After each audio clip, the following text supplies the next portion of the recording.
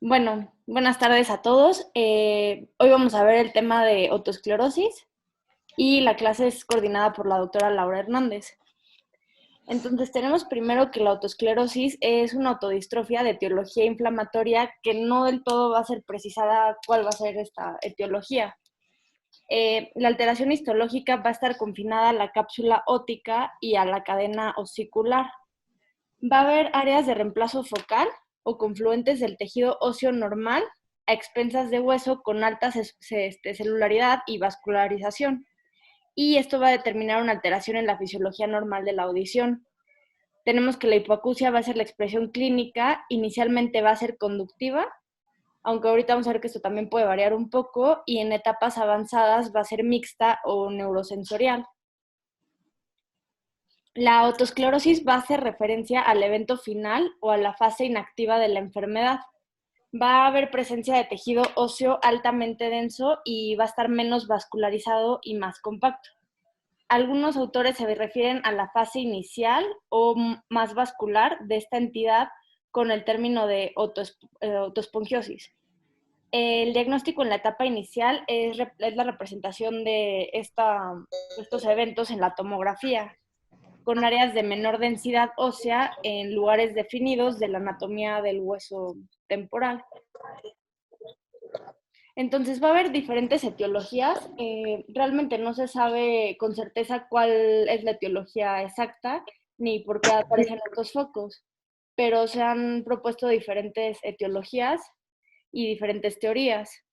Tenemos primero la teoría hormonal, que esta se ha propuesto pues principalmente porque se ha visto también que, como ya sabemos, que la hipoacusia varía o fluctúa de acuerdo a diferentes etapas, por ejemplo, en la menopausia, en ciclos hormonales, embarazos, y se sabe que en un 70% de los casos se va a presentar en mujeres y su inicio está imposible en relación, como les dije, con la menarca o con embarazos.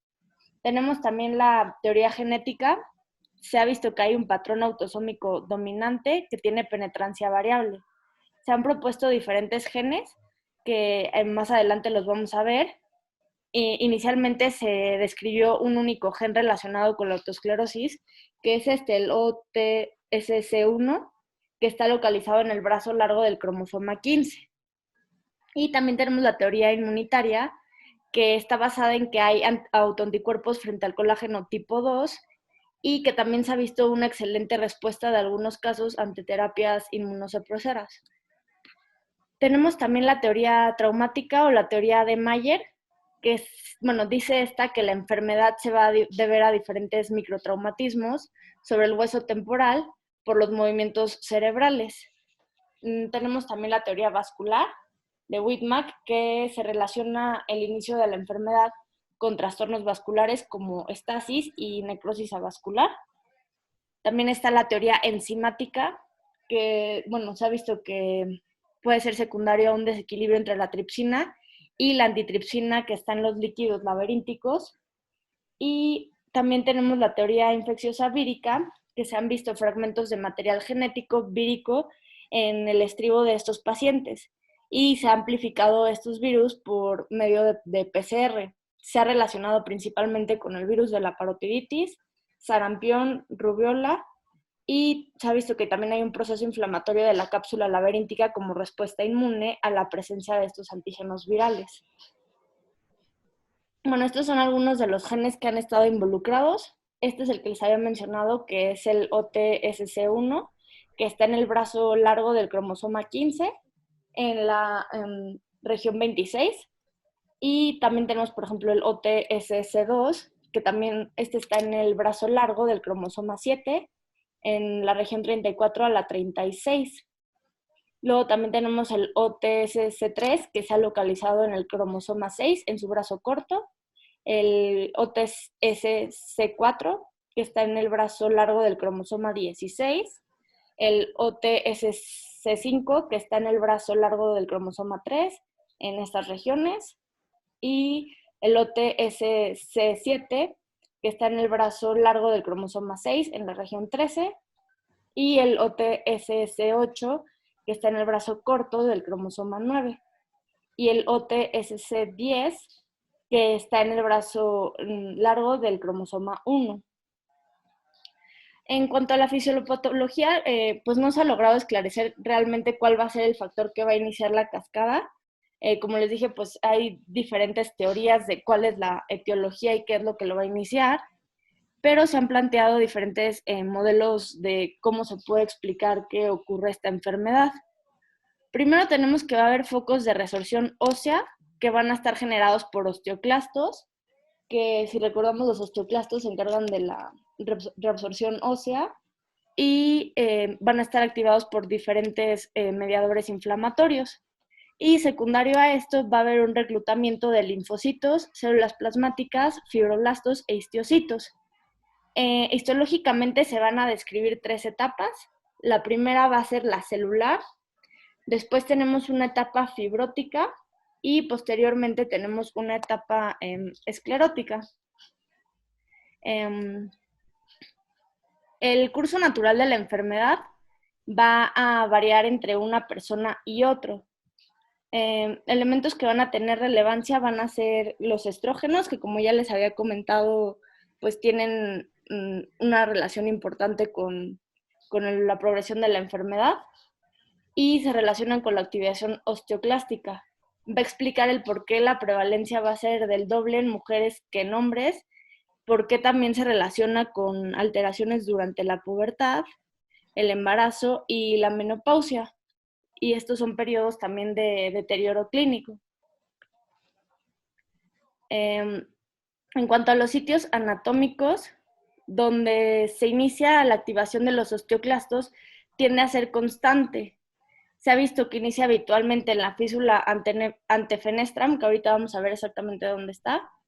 Es una pequeña hendidura de tejido fibrocartilaginoso que está entre el oído medio y el oído interno. Y esta se va a encontrar anterior a la ventana oval o al compromiso solo de la cóclea. Y esto va a determinar que haya, perdón, ay, no me deja regresar. Denme un segundo.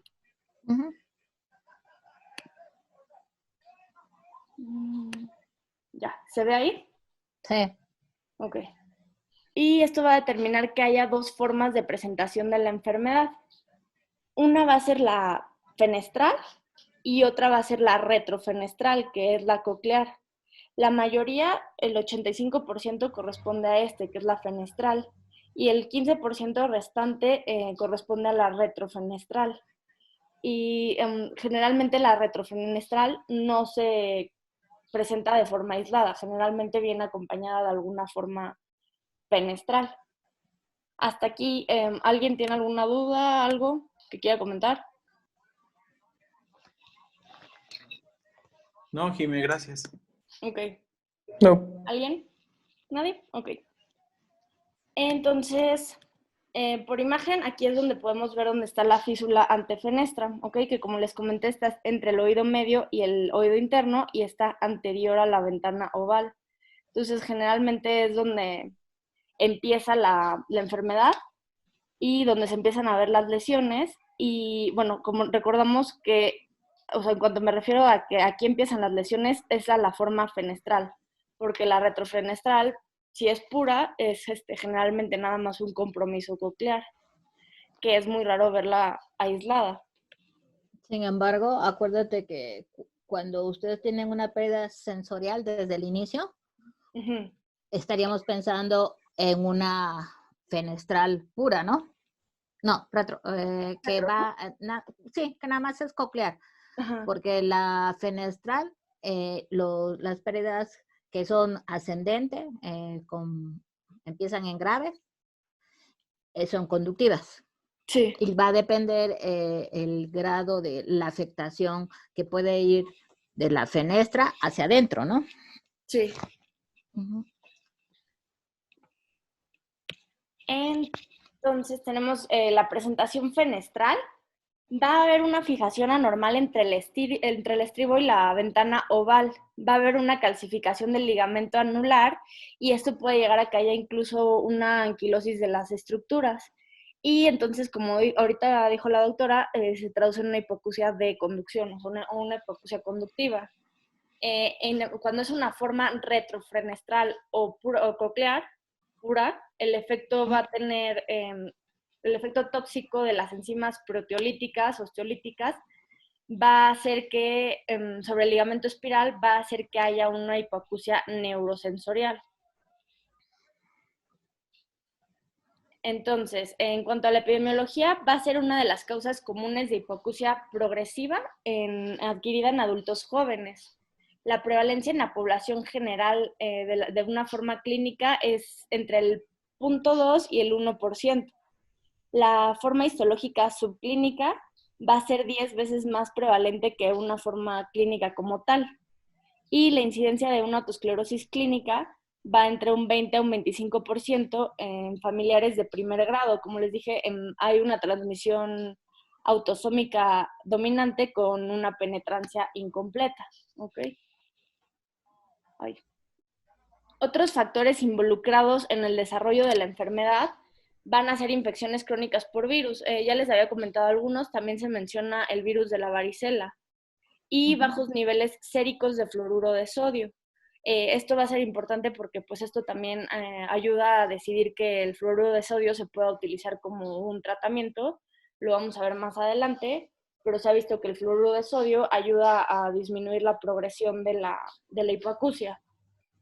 Y principalmente cuando estamos hablando de una forma retrofenestral o coclear.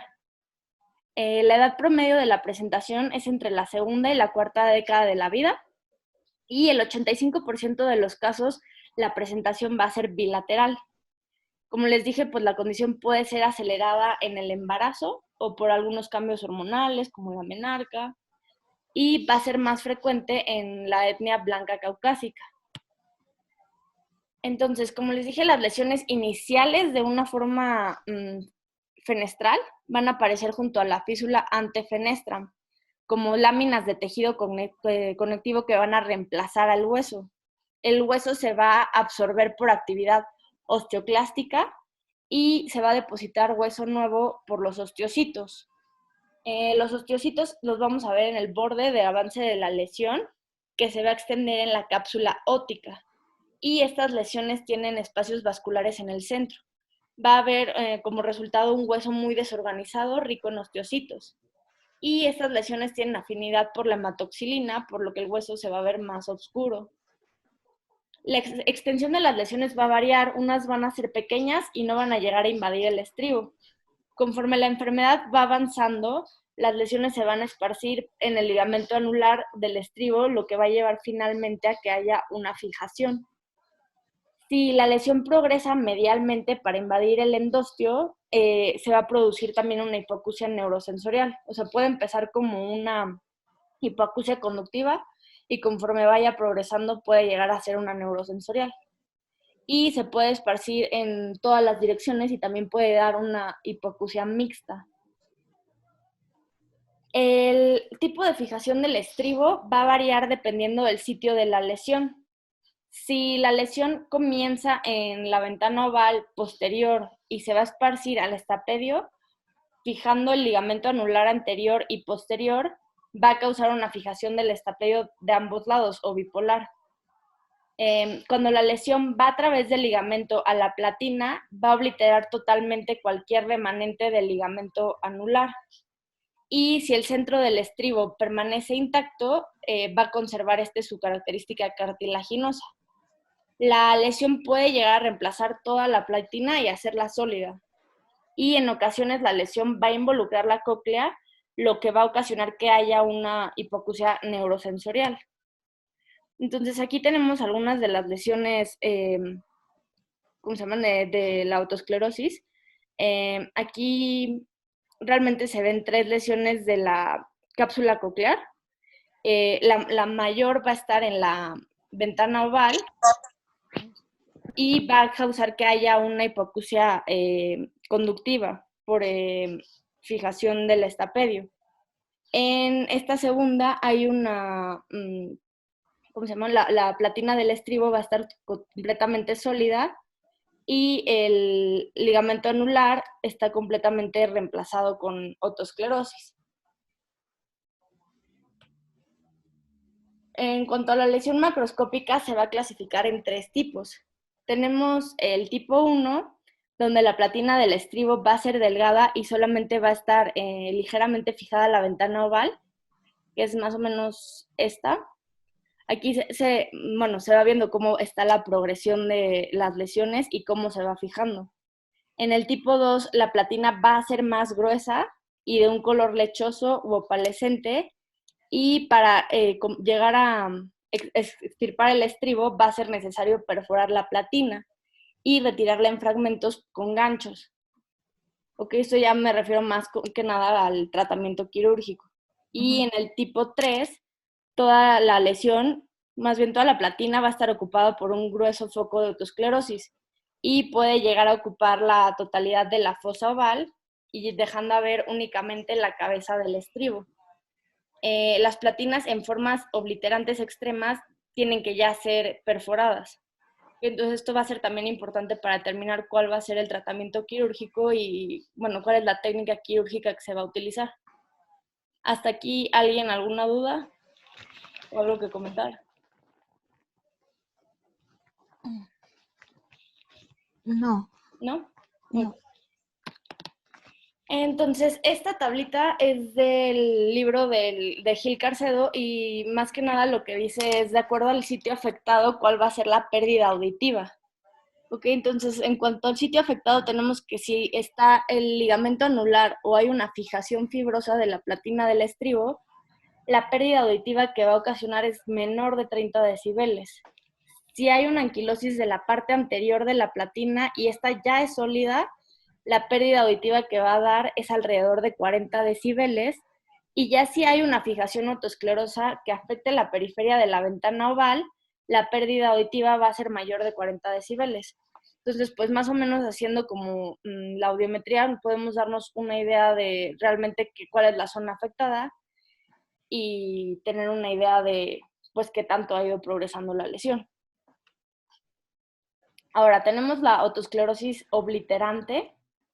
Realmente, la verdad, de la otosclerosis obliterante hay muy poca información ya como tal. La platina en esta va a estar sumamente engrosada y va a rellenar todo el nicho de la ventana oval sin poder delimitar exactamente cuáles son los márgenes. Esta corresponde al grado 4, que si recuerdan, anteriormente vimos los primeros 3 grados y esta ya se refiere como un grado 4. La incidencia va a variar entre el 12, o sea, 4% de otros autores la refieren, y va a aumentar en áreas aguas pobremente fluoradas, hasta en un 25%. Cuando aparece en un lado, va a existir también un 30% de probabilidades que en el lado contrario también vaya a ser obliterativa. O sea, si vemos que ya está en un grado 4, si el lado contralateral todavía no está afectado, probablemente también vaya a llegar a ser obliterante. Ahora, en cuanto a clínica general de otosclerosis, tenemos que el paciente, bueno, realmente pues también es importante hacer el interrogatorio dirigido, porque pues el paciente puede realmente pues referir únicamente hipoacusia. Pero, por ejemplo, ya haciendo el interrogatorio dirigido, pueden referir que la hipoacusia mejora en ambientes ruidosos, que a esto se le conoce como una paracusia de Willis, o que empeora con la masticación, que a esto se le conoce como paracusia de Weber. Entonces, pues es importante también hacer en el interrogatorio dirigido estas preguntas. Pueden tener presencia de acúfeno uni o bilateral. Sobre todo, se refiere que el acúfeno aparece en las primeras etapas y puede llegar a desaparecer. 2/3 partes de los pacientes con otosclerosis padecen acúfeno. Puede existir inestabilidad por el paso de sustancias tóxicas desde el foco de esponjiosis a los espacios líquidos del oído interno, y un porcentaje pequeño de los pacientes puede referir sensación de plenitud óptica en el oído afectado. Ahora, en cuanto a la evaluación, pues hay que hacer la historia clínica. Como les dije, pues hay que preguntar mucho acerca de interrogar sobre la hipoacusia, ¿no? Generalmente la refieren insidiosa, que va a progresar lentamente en muchos años, y generalmente la hipoacusia no va a ser evidente hasta los 30 o 40 años. En el 70% de los casos, Incluso en otras bibliografías, como les mencioné antes, refieren que hasta el 85% de los casos van a ser bilaterales. Pues lo que les había mencionado, ¿no? Hay que preguntar si escuchan mejor en ambiente de ruido o si empeora al masticar. Esto también nos puede ayudar mucho a orientarnos en el diagnóstico. Generalmente va a haber antecedentes familiares, como les comenté, se puede presentar por una herencia autosómica dominante. Entonces, o sea, generalmente también esto nos puede ayudar a llegar a un diagnóstico, preguntar si algún familiar tuvo otosclerosis. Aquí refieren que no tiene antecedentes de infecciones o trauma. Sin embargo, pues en las teorías que les mencioné también se relaciona con algunos virus, por ejemplo el de la varicela. Y en ocasiones raras refieren a autofonía o mareo con algunos sonidos. Entonces, aquí no se ve también la imagen, pensé que sería mejor, pero bueno, hay que hacer una otoscopía. La neumotoscopía es importante para descartar una pequeña perforación. A ver, Héctor, no Ah, entiendo por qué podrían es, presentarse las paracusias. la paracusia de Willy, más que nada, ustedes han visto, o sea, es una pérdida conductiva, que es cuando se presenta, y en lugares ruidosos tiende uno más a alzar la voz, ¿no? Ajá. Como que habla uno más fuerte. Entonces, ese se supone, por eso dice que se oye mejor en lugares ruidosos, pero porque estás alzando más la voz, o sea, no tanto porque es, en ese motivo se explicaría, Uh-huh. ¿sí? La paracusia de Willis. La de la masticación, creo que tiene aparte otras cosas, ¿no? O sea, que no me acuerdo bien la otra que dijiste. La paracusia, a ver, le voy a regresar tantito. La de Weber. La de Weber, que dices que cuando está masticando Uh-huh. tienden a escuchar mejor, pero eso también es en las pérdidas conductivas en estos pacientes. Y es cuando no está totalmente, podríamos decir, eh, cuando inicia, ¿no? Cuando está la fijación de la fístula antefenestra, Ajá. pero no está totalmente, sería como la grado 1, ¿no? Uh-huh. O sea, cuando todavía no está completamente fijado. Ajá. Ok, Entonces, en los movimientos que se supone que hace, se realiza, tiendes a escuchar un poquito mejor. ok. Al igual, se supone que puedes presentar la patología antes de los 30 años, o sea, podemos tener en niños en la hipoacusia juvenil y puedes tener hasta los 60 años de edad, una paciente puede tener otoesclerosis, ¿sí? Entonces, como sí, la mayoría de la gente lo presenta entre los 30 y 40 años de edad, pero lo puedes tener antes también, ¿sí? Es raro, pero sí la ves, o sea, sí, sí puedes tener. Y se dice que tú puedes tener una hipoacusia unilateral y histopatológicamente, o sea, o es bilateral, o sea, sí puede presentarse clínicamente unilateral, Uh-huh. pero histológicamente es bilateral, ¿no? O sea, puede estar bilateral, pero que del otro lado todavía no tengan ningún síntoma. Exacto. Y puede que los dos estén en diferentes etapas. También pueden estar en diferentes etapas.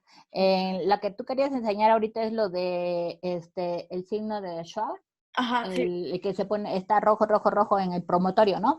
sí. Es por la hipervascularización y se supone que eso puede ser al inicio de la patología, cuando está activa la enfermedad, ¿no?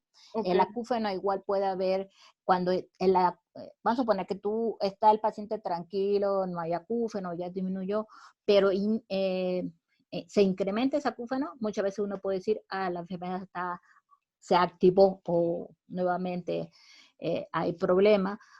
Puedes tomar una tomografía y en ocasiones es cuando ya tienes también una autoespongiosis, ¿sí? Se puede estar en etapa de autoespongiosis y el acúfeno es muy importante. O sea, el acúfeno, digamos que nos habla también como de Una actividad. reactiva, ándale, de una actividad de la patología. Ok. A ver, alguien más puso algo. Sí, que la paciente perciba más los ruidos de la masticación y eso a su vez hace que la percepción sea mejor. Sea menor. Puso. Según yo, dice Zaida. Dice, los pacientes perciben más los ruidos de la masticación y eso a su vez hace que la percepción auditiva sea menor, por eso empeora. Empeora con la masticación, ¿no? Ajá, Según. empeora con la masticación. Y el otro mejora con el ruido. Con el ruido. Ajá.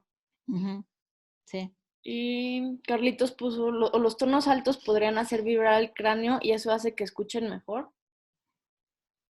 Los tonos altos. O sea, porque estás hablando más fuerte, gritando prácticamente, es cuando tú lo que estás haciendo al inicio de la patología de la autoesclerosis, lo que tiene más afectados son los tonos graves y conservados los agudos, ¿no? Al inicio.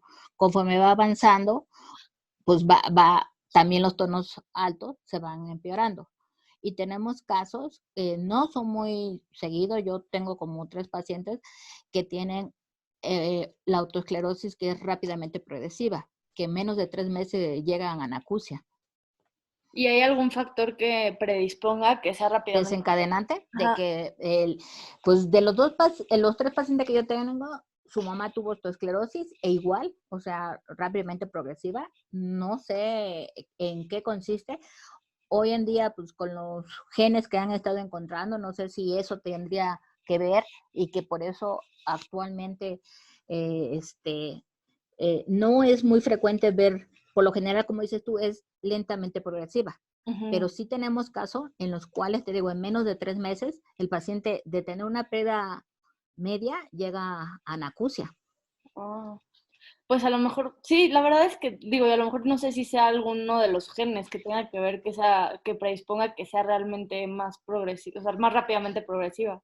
Sí, al inicio, antes de que encontraran lo de los genes, siempre decían mujer joven en edad reproductiva y con una hipoacusia conductiva, nicho de caja, autoesclerosis hasta no demostrar lo contrario.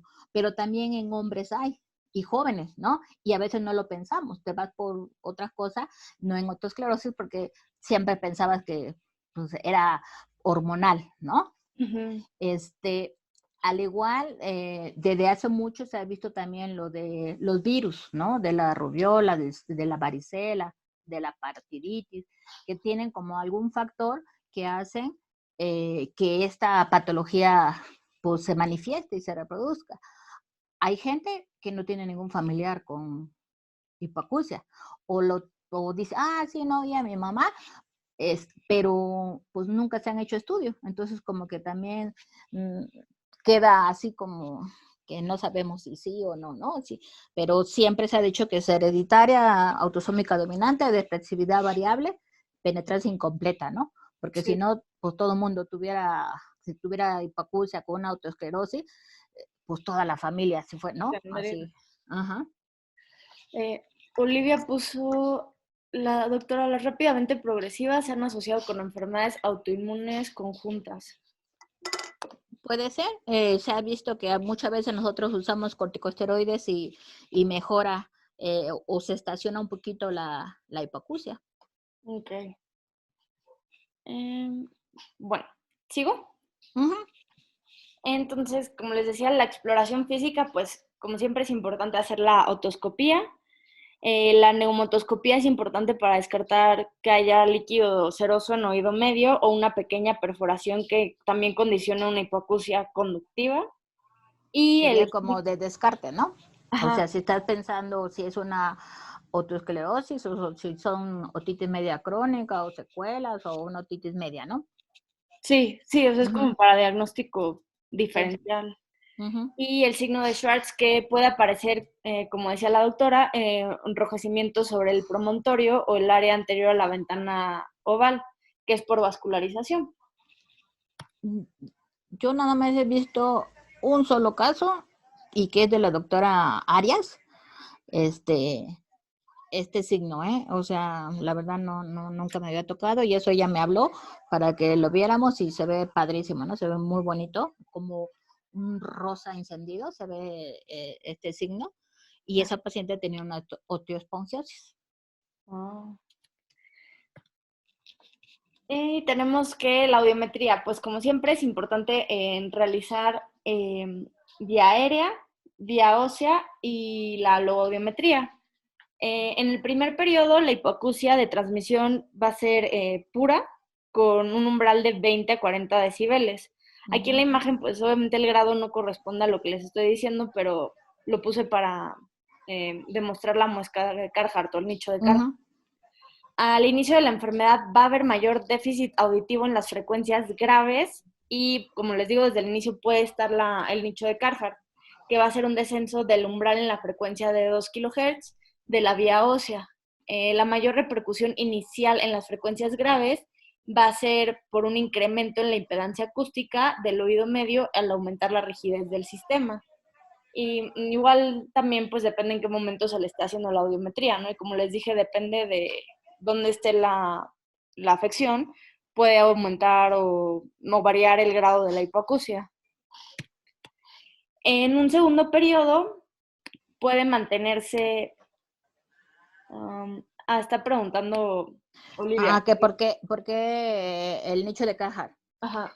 Se supone, mucha gente dice que es en el 2 kHz, que es como de resonancia, y que a ese nivel, cuando hay una fijación, o sea, se puede hacer ese nicho por el factor de resonancia a los 2 kHz. Ok. En un segundo periodo puede mantenerse una hipoacusia de transmisión pura o prácticamente pura. Lo más frecuente es que ya haya una hipoacusia mixta que tenga un componente de transmisión con un umbral de 40 a 60 decibeles en la vía aérea y un componente de percepción por un umbral de 15 a 30 decibeles en la vía ósea. La impedanciometría puede confirmar la falta de movimiento del estribo, así como la ausencia del reflejo estapedial. En fases iniciales podemos tener lo que es el reflejo estapedial on-off o difásico, como acá en la imagen. No sé si lo pueden ver, o que esté completamente ausente. Se supone que, bueno, la tímpano por lo general no es algo patognomónico, pero puede tener A o AS, ¿sí? Y la AS sería más que nada por rigidez, ¿no? Porque hay una fijación de la platina. Y los reflejos al inicio, cuando no está totalmente, o sea, que todavía no está bien fijado el estribo, puedes tener el efecto on-off, ¿sí? Okay. Sin embargo, puedes tener pacientes que no tienen autoesclerosis y ustedes van a ver que hay ese reflejo. Entonces, por eso muchas veces decían, es que como que no es algo patognomónico de decir, tiene el efecto on-off, tiene autoesclerosis. Porque lo hemos encontrado hasta en bebecitos o en niños chicos o en otras patologías que no tienen nada que ver con la autoesclerosis. Ok. En cuanto al diagnóstico, la valoración clínica más la audiometría pueden llegar a ser suficientes para el diagnóstico en la mayor parte de los casos. Aunque pues realmente siempre, bueno, no, generalmente también hacemos imagen para confirmar casos dudosos. Mira, antes se decía que nada más era clínico, o sea, que no tenías por qué mandar a hacer un estudio de imagen, siempre te decía el otorrino, ¿no? Que para qué. Sin embargo, en muchas ocasiones es cuando puede estar, o sea, no es algo que tú puedes tener otitis media o una disfunción tubárica o algo y tener autoesclerosis. Entonces, para cirugía era importante el estudio de imagen, ¿sí? Para ver también cómo estaban las relaciones, qué alteraciones había. Y ahí tú podías decir, no, pues sí voy a tener buenos resultados o no. O si tú tenías una autoesclerosis coclear, ¿sí? También te servía la tomografía, pues para ver qué tanto afectado estaba la cóclea, ¿no? Que si tenía las unidades Wong-Field, que es lo que sacaban para ver si era una autoesclerosis o no. El doctor Garley estaba haciendo un trabajo donde estaban midiendo las cantidades y ponían como coloraciones para ver cuándo era una autoesclerosis coclear y qué tan afectado estaba. Ok. Pero pues realmente, pues sí, ya siempre se va también la imagen, ¿no? Para... Ajá, sí, últimamente, pues la verdad, pedimos, hicieron un trabajo la doctora Kyoko, en pacientes con otoesclerosis, le hicieron BNG también, porque ya ves que pueden tener focos de otoesclerosis a nivel de canales.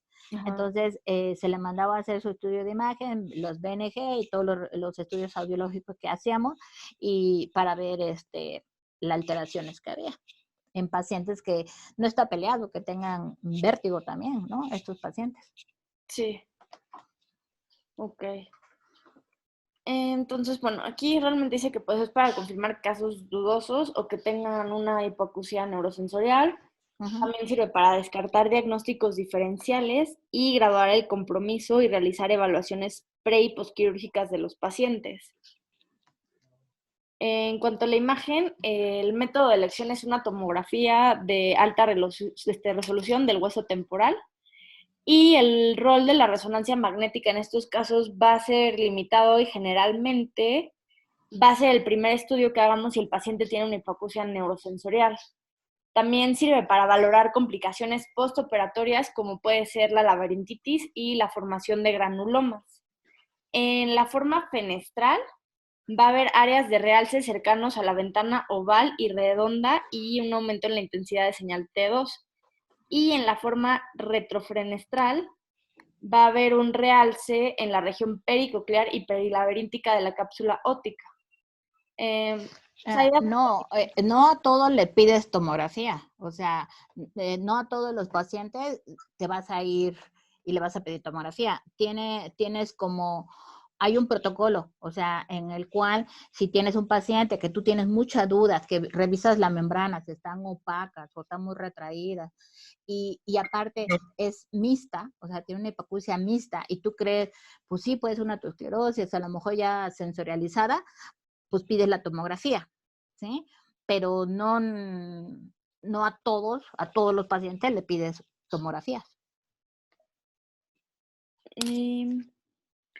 Dice, la tomografía también sirve para descartar trayectos aberrantes del séptimo y Del el facial. pronóstico, ajá, y el pronóstico será diferente. Lo que pasa es que vamos a poner, si tú tienes un facial aberrante y lo metes a cirugía y no sabes, pues le vas a dejar una parálisis facial al paciente. Cuando pusiste tus complicaciones, puedes tener platina flotante, puedes tener infecciones, puedes tener zumbidos, puedes tener hipoacusia más importante, puedes tener parálisis facial, o sea, hay infinidad de complicaciones, o sea, aunque te dicen que un 90% cuando te hace la cirugía puedes tener mejoría, hay un 10% en la cual puede haber alguna complicación. Y tú dices, ay, pues 90% es mucho, ¿eh? Sin embargo, hay muchos pacientes que caen en ese 10%.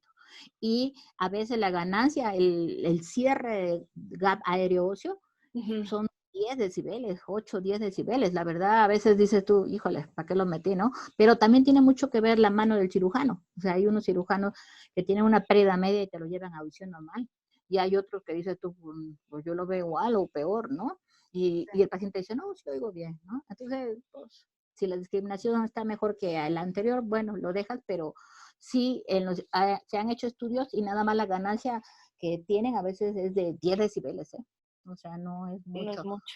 Uh-huh. Ok. Entonces, esta es una forma fenestral bilateral, como les enseño, o sea, aquí se marca justo la físula, que es donde empiezan a verse las lesiones. Y como les dije, pues en el 85% de los casos incluso lo vamos a ver así ya bilateral. Bilateral. Y esta ya es una forma retrofenestral, que esto vamos a ver más adelante, le llaman el signo del doble anillo, que se ve aquí las lesiones que forman, pues sí, como un doble anillo. Y es como si la cóclea estuviera doble, ¿no? Como dice cuando estás pelando una naranja, o sea, se ve en doble, y aparte ahí puedes tener baja de densidad, ¿no? Pericoclear. Entonces, en la tomografía podemos ver dos cosas. Una enfermedad activa que tenga focos de autoespongiosis, que esté evidenciado por áreas de menor densidad ósea o que ya haya una enfermedad en fase residual, que ya haya esclerosis, el hueso esté engrosado, irregular y que haya una mayor densidad ósea. Entonces, ¿qué va a ser importante que se mencione en el informe radiológico y ver? Dónde están ubicadas y cuál es la extensión de las placas, si esto también tiene relación con la severidad de la hipoacusia conductiva, el estado de la ventana oval y redonda. La obliteración de estas va a ser indicador de una dificultad en la instalación de la prótesis del estribo, y esto puede traducirse también en un mal funcionamiento de la prótesis. Lo que decía la doctora, que también ver cuál es el trayecto del facial, lo cual también va a influir en el pronóstico, ver si hay un compromiso de la porción timpánica del nervio facial, e incluso esto puede contraindicar el tratamiento quirúrgico. Si hay alguna enfermedad inflamatoria concomitante del oído medio, la integridad de la cadena osicular, si hay fijación, fusión o fractura, que también pueden ser factores que contribuyan a que haya una hipoacusia de conducción, la cobertura ósea del bulbo yogular, que puede llegar a complicar la cirugía, y enfermedades del oído interno. Puede haber anomalías cocleares congénitas que pueden llegar también a contraindicar el tratamiento quirúrgico. Y bueno, también siempre, si realmente vemos que, por ejemplo, sospechamos autoesclerosis del lado derecho, pues también es importante evaluar el oído izquierdo, porque hay que recordar que pues generalmente es bilateral en el 85% de los casos, aunque todavía en el otro lado no haya síntomas. Entonces vamos a tener, de acuerdo a la tomografía, una graduación, que tenemos 0, que es una tomografía normal, 1, que es solamente el compromiso fenestral, 2, que hay un compromiso coclear parchado, o sea, por áreas, y esto también se va a dividir en 2A y 2B. 2A nada más está afectada el giro basal de la cóclea, 2B el ápice o el giro medio de la cóclea, y 2C pues el giro basal y el ápice de la cóclea, o sea, prácticamente pues toda la cóclea. Pero ya después tenemos el 3, que ya es un compromiso coclear difuso, o sea, que ya sería como una retrofenestral. Prácticamente está afectada a cóclea. O sea, es todo, ¿no? O sea, sí, desde la platina hasta la cóclea. Sí. Entonces, recordemos que ya en esta parte, por ejemplo, si ya está afectada la cóclea, pues ya la hipoacusia sería más bien neurosensorial. Entonces, recordando un poco, la autoesclerosis fenestral es la forma más frecuente, el 85% de los casos. El lugar donde se asienta pues es la físula antefenestra. En el 85% de los casos va a ser bilateral. También pueden afectarse el promontorio, la porción timpánica del canal del nervio facial y la ventana redonda. Y tiene una fase reparativa en donde hay placas de hueso esclerótico que pueden causar que haya una disminución de la luz de la ventana oval y pueden llegarla a obliterar, que es lo que conocemos como autoesclerosis obliterativa, que como les mencioné previamente, pues sería como una fase 4 de la enfermedad. Entonces, en cuanto al tratamiento quirúrgico, el tratamiento quirúrgico de elección es una estepedectomía con colocación de prótesis del estribo. Esta cirugía puede tener complicaciones quirúrgicas precoces, como pueden ser la fístula perilinfática, una reacción a cuerpo extraño con granuloma, una laberintitis serofibrinoide o supurativa. Y también puede llegar a haber una subluxación de la prótesis que se presenta en un 50% de los pacientes, y más bien el 50% de los pacientes que refieren que tienen esta complicación van a referir que tienen también una disminución de la audición posterior a la cirugía. Entonces, si dice el paciente después de la cirugía refiere que escucha peor o que escuchó bien y luego disminuyó la audición, pues hay que pensar también en esta complicación. Por eso es de que lo operas 7 meses después. Acuérdense que en los primeros meses, si el paciente no puede viajar, no puede hacer ejercicio, cuando tienen tos es un poquito difícil porque hasta el toser puede hacer que la prótesis se bote, ¿no? Pero también si es muy larga, va a depender del tipo de prótesis. Si es muy larga, pues también puede traer alteraciones o complicaciones. Y en otras ocasiones, encima de la prótesis se puede volver a osificar. O sea, yo tengo un paciente que se operó 2 veces, ya la tercera no quiso, porque se osificaba nuevamente. O sea, estaba bien, ponle 6 meses y después dejaba de escuchar. Se mandaba a hacer el estudio de imagen y ya estaba otra vez obturado ahí, ¿no? Y encima de la prótesis. Entonces, sí, no es de que ya lo opero y pues ya quedó, ¿verdad? O sea, hay muchas cosas que pueden condicionar. Siempre se opera el peor oído primero, ¿sí? Y después, pues el otro oído. Nunca vas a operar el mejor oído.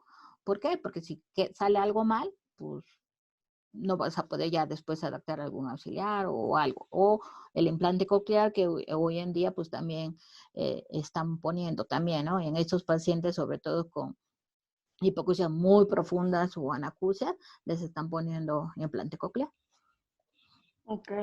Sí, realmente lo que mencionan es que el tratamiento quirúrgico es como paliativo para la hipoacusia, no es como resolutivo de la enfermedad como... Hay pacientes que te pueden durar hasta 10 años vamos a suponer, con la mejoría que tuvieron. Pero después de cierto, pues igual, ya no nada más es la pura enfermedad, también la edad, acuérdense que empieza a disminuir la audición y entonces ya tienes tu otoesclerosis más tu degenerativa o lo que tú quieras, ¿no? Entonces puede empezar otra vez. O yo tengo un paciente, la operaron, quedó muy bien, se embarazó y bajó la audición, ¿no? Entonces dices tú, ching, son cosas que pueden suceder, ¿no? Entonces, no está de que si lo operan y ya es para toda la vida, pues no. Entonces, bueno, les decía, pacientes que tienen pérdida de la visión posterior a la cirugía, pues es importante tomar una tomografía para descartar algún mal funcionamiento de la prótesis por su luxación, que haya alguna migración o incluso fractura. No todos los pacientes van a tener beneficio de hacerles una cirugía de exploratoria, eso es importante también tomarlo en cuenta porque pues no puede ser también incluso un factor de riesgo para que pues si había recuperado un poco de audición puede llegar incluso a disminuir después de manipular. Hay contraindicaciones quirúrgicas como es la formación de nuevo hueso espongiótico en la zona tratada o aquellos que han sido sometidos a perforación extensa de la base del estribo. Entonces aquí, esta es una tomografía en la cual se ve la prótesis del estribo. Okay, esta es una prótesis parcial y esta en un paciente con una otosclerosis fenestral.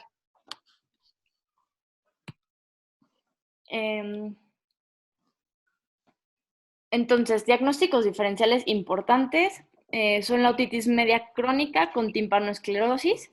Va a haber cambios inflamatorios en el oído medio y va a haber escasa neumatización. Olivia, de hecho hay cirugías combinadas donde se ponen prótesis, destapodotomía y colocación de implante de oído medio directo a la cadena osicular. Esto en pacientes con pérdidas mixtas o neurosensoriales. Sí, pues va a depender del caso lo que vas a hacer. Igual está la estapedectomía y la estapedotomía, ¿no? Yo apenas vi dieron una clase de los otorrinos de otoesclerosis, pero hablaron y se evocaron más a las cirugías, igual con rayo láser, con, ellos usan más la estapedoctomía que la estapedectomía. Entonces, como que cada otorrino pues tiene su forma de operar y todo, ¿no? Y va a depender del paciente lo que tú le vas a ofrecer o lo que vas a hacer. Hay pacientes que son muy buenos candidatos para adaptación, para la cirugía, pero no tienen miedo, no se quieren operar y pues le pones el auxiliar auditivo, ¿no? Cuando tiene una pérdida conductiva, pues le va muy bien con cualquier auxiliar auditivo, pero ya cuando es una pérdida sensorial, no lo mandas a cirugía. A esos pacientes les adaptas el auxiliar auditivo y si ya es una pérdida muy importante que ni con el auxiliar auditivo, pues ya sería el implante coclear, ¿no? Entonces va a depender de cada paciente lo que tú le vas a ofrecer. Ok. Y pregunta Héctor, ¿después de cuántos meses posterior a cirugía podemos nosotros hacer una evaluación audiológica certera? No. Bueno, tú lo citas al paciente después de la cirugía, más o menos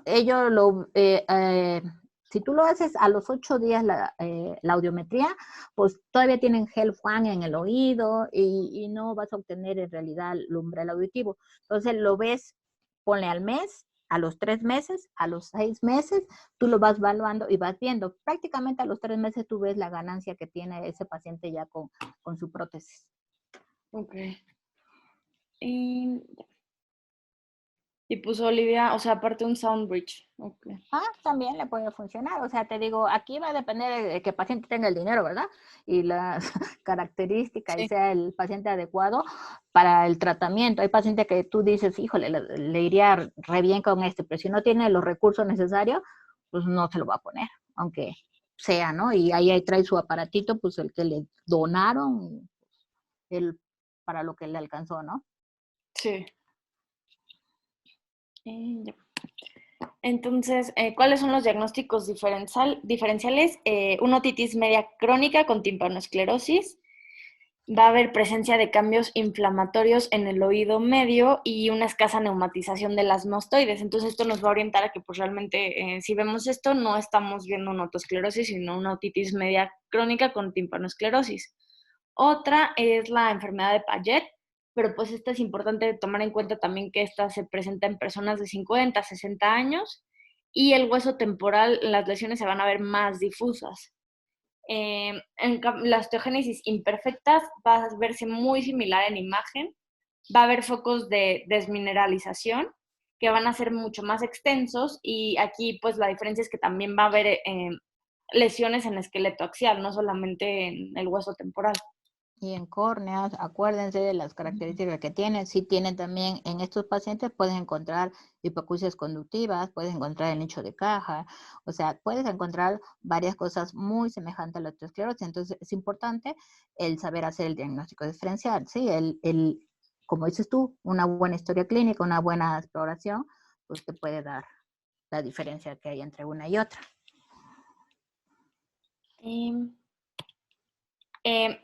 Bueno, ahora, todo esto que les mencioné, vamos a ver ahora un poco, fue de otosclerosis fenestral, vamos a ver un poco de retrofenestral y más adelante un poco también del tratamiento quirúrgico y los tratamientos pues médicos que existen, ¿no? ¿Qué opciones hay? En cuanto a la retrofenestral, también como les mencioné se les llama otosclerosis coclear. Como les dije, es menos común de manera aislada, generalmente se presenta de manera conjunta con la fenestral. Clínicamente vamos a encontrar más que nada una hipoacusia neurosensorial o puede ser mixta. Y en la imagen clínica va a haber focos de desmineralización en el recorrido de la cóclea o el signo del doble anillo, que fue la imagen que les enseñé previamente. Uh-huh. Frecuentemente también va a ser bilateral y va a ser simétrica. Y en estos casos, pues como para diagnóstico diferencial, se menciona que la resonancia magnética tiene mayor utilidad. Bueno, si vas a hacer algún diagnóstico diferencial, pues sí te podría servir, pero para una autoesclerosis coclear con una tomografía de oído es suficiente. Solamente que estés pensando en, no sé, en tumor o en alguna otra cosa, te podría servir la resonancia magnética. Sí, aquí más que nada lo mencionan porque como generalmente esta se presenta como una hipoacusia neurosensorial, Uh-huh. como de primer, ¿cómo se llama? De primera De opción. primera elección no vas a empezar en autoesclerosis, ¿no? O sea, muchas veces te vas porque, entre comillas, empieza primero conductiva, pero acuérdate que si hay un pequeño porcentaje que puede ser coclear puro, ¿no? Sí. Y, bueno, aquí también el tratamiento quirúrgico, pues igual mencionan que no va a detener la enfermedad. Como habíamos mencionado, pues generalmente es paliativo para la hipoacusia. Las alteraciones anatomopatológicas, morfológicas e histoquímicas van a persistir y van a progresar. Y más adelante vamos a ver más a fondo un poco el tratamiento quirúrgico, pero generalmente consiste en sustituir el estribo, que va a estar fijo, por una prótesis. Y siempre debe de considerarse como primera opción, a menos que haya alguna contraindicación. Entonces, esto es más que nada el tratamiento quirúrgico. Doctora, son 5 para las 6. No sé si quiera que... yo creo que le dejamos ahí. Mañana vemos esto. Todo lo que sería el tratamiento quirúrgico, que prácticamente cuando es una otosclerosis coclear, no estuvieron haciendo cirugías en paciente con otosclerosis sensorial, pero no había ninguna ganancia, o sea, quedaban igual o más sordos.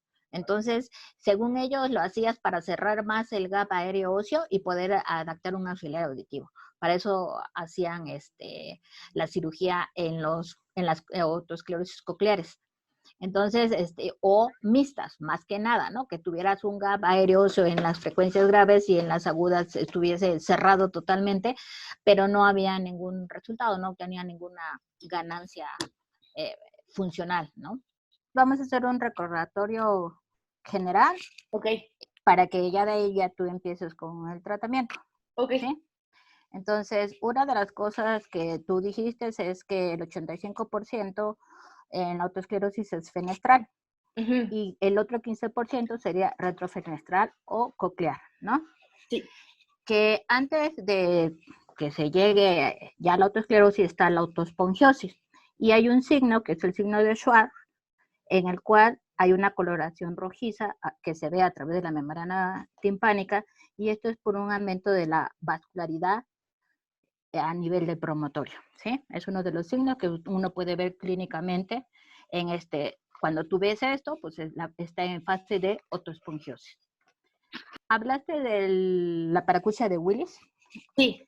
Que es, la paracusia de Willis, que dijimos que el paciente oía mejor en ambiente ruidoso, pero es una mejoría paradójica. Esto quiere decir que al inicio de la patología, como lo que está más perdido, podríamos decir, son los tonos graves, y ahí es más un poquito el ruido ambiental, pero las frecuencias agudas se encuentran conservadas al inicio de la patología, y esto hace que yo escuche un poco mejor por ruido.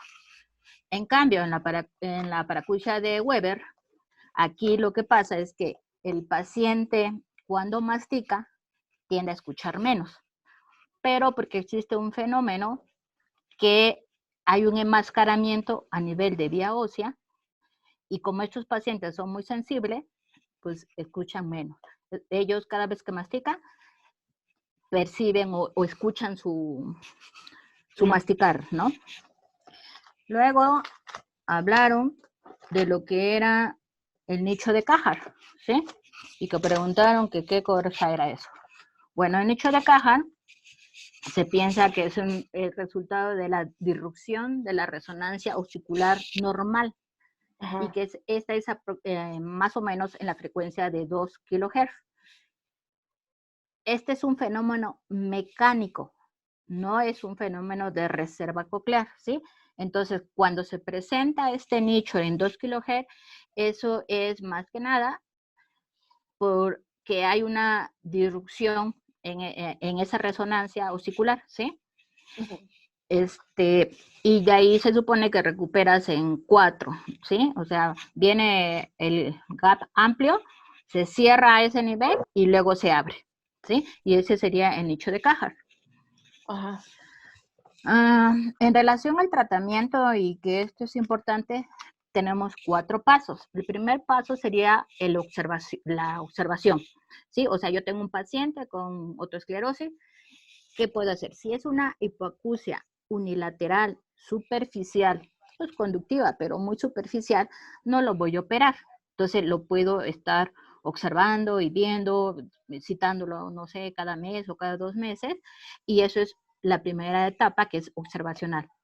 Pero también tengo el tratamiento médico, el cual es a través, puede ser, si está en una etapa de autoespongiosis o una reactivación de la patología, nosotros podemos utilizar el fluoruro de sodio, que hoy en día, la verdad, ya no se ha utilizado porque estaba presentando muchos problemas gástricos. Entonces, a estos pacientes, lo que hacía el fluoruro de sodio es que entre comillas, se trataba de que se frenara esta actividad, ¿no?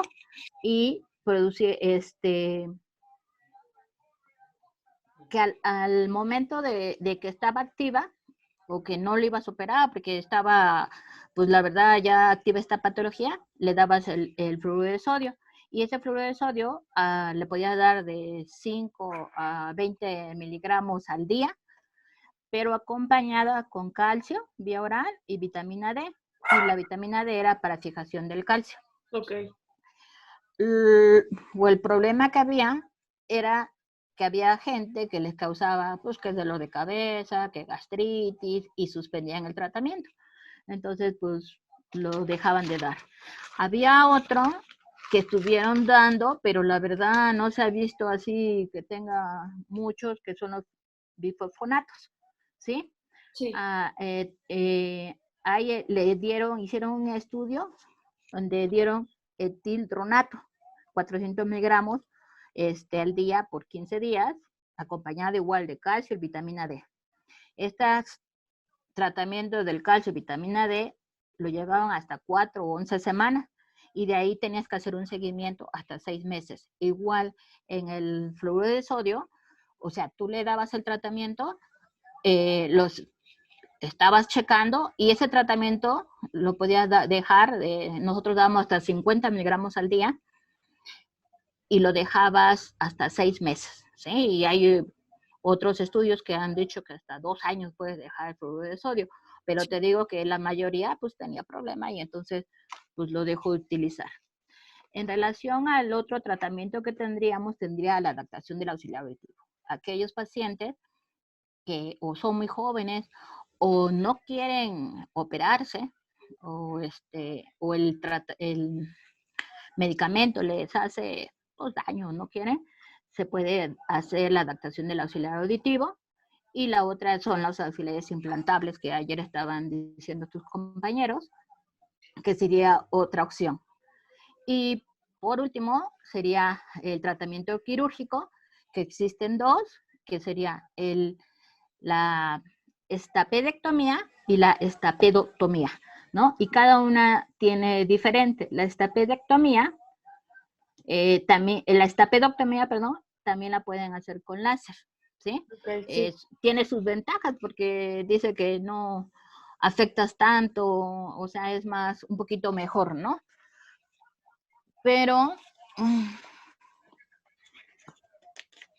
tenemos, espérame, en la estapedectomía hay una remoción del estribo y platina. Y en cambio en la otra, se supone que el estapedo hay una platinotomía, o sea, quita el platino y remueves todo el estribo. Okay. ¿Sí? También me preguntaron en relación que después de la cirugía, cuando tú lo mirabas al paciente. Bueno, el otorrino lo ve a los 7 días para remover el tapón óptico. Luego lo ve a los 15 días para curación y quitar lo que quede de gel Fuan en el conducto auditivo externo. Y nosotros, audiólogos, lo vemos a los 30 días, que sería el mes, para hacerle la primera audiometría. Después lo citamos a los 3, a los 6 y a los 12 meses. Para hacer los estudios y ir viendo, ¿sí? Pero normalmente a los 3 meses tú ya sabes, desde el mes ya ves más o menos cómo quedó ese paciente. Y la otra cosa que también me preguntaron, no sé si tú lo vas a decir, ¿qué pacientes son candidatos para que tú dices, bueno, este es buen candidato, o la verdad, pues no le va a servir para nada el operarlo, ¿no? El que tenga las cirugías. Ajá. Después de la cirugía, hay 5 pasos que nosotros tenemos que decirle al paciente. El primero, pues que no, cuando se bañe, se ponga un taponcito de algodón para que no entre agua al oído. El segundo, pues es un reposo relativo. Sí. El tercero, pues hay que evitar viajes en avión. Ya acuérdate que el cambio de presión puede hacer que esa prótesis se bote. Luego, que no se exponga a ruido intenso, no se vaya a querer ir al mes a una tocada, a una disco, a un concierto, porque también la prótesis se puede botar. Y por último, debe de evitar deportes extremos. Y también me preguntaba Héctor que cuándo se podía operar el otro oído. Por lo general es de los 7 a los 12 meses después, si no hay ningún problema, todo está bien, se puede operar el otro oído. Quedamos que el oído primero que se opera sería el oído que está más afectado. Y posteriormente sería el oído bueno. La otra también que es importante que sepan es que tú vas a operar el oído.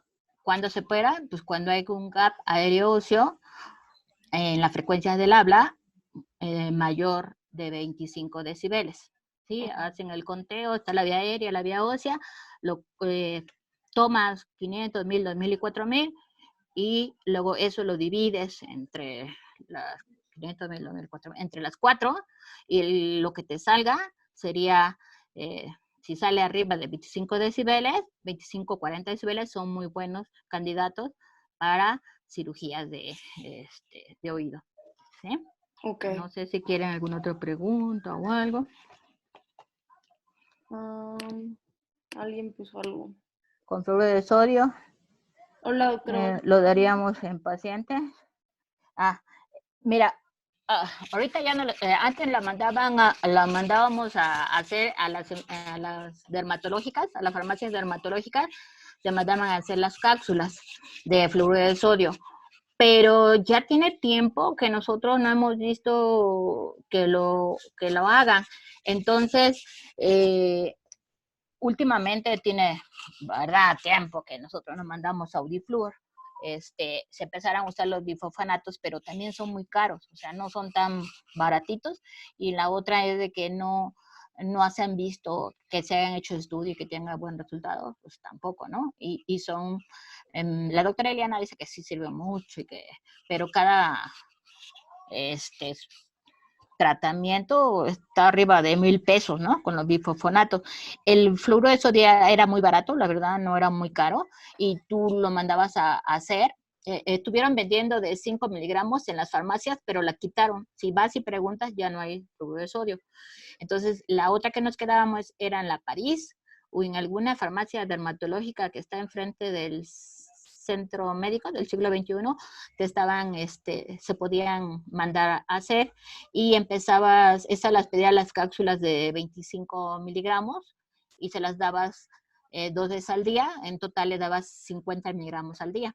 Le dabas su vitamina D y su calcio, ¿no? Ese era su tratamiento que le implementabas. Te digo, si el paciente se sentía bien con el tratamiento y todo, esto más que nada era para frenar la actividad. Entonces, lo podías dejar hasta 20 miligramos por 6 meses. Ok. No sé si tienen alguna otra pregunta o seguimos ya con lo que tú vas a dar. ¿Nadie? Bueno, sigo y ya si tienen preguntas. A ver, alguien escribió algo. Dermes, aún lo siguen preparando. Y cuesta 3. Está bien. Eso está muy bien. Sí. Gracias. Ahora, en cuanto al, bueno, vamos a continuar para complementar un poco lo que es el tratamiento. Nos habíamos quedado en esto que era el tratamiento quirúrgico. Como les había dicho, pues realmente no va a detener la enfermedad, va a ser paliativo. El no viajar en avión, por lo general, son los 3 primeros meses. El ejercicio pesado, pesas y todo eso, o el aeróbic de alto impacto, igual más o menos 3 meses se le da al paciente. el otro ya para hacer tu quehacer. O sea, no puedes cargar nada pesado, ni subir, bajar o viajar en avión, más o menos de 2 a 3 meses. Ok.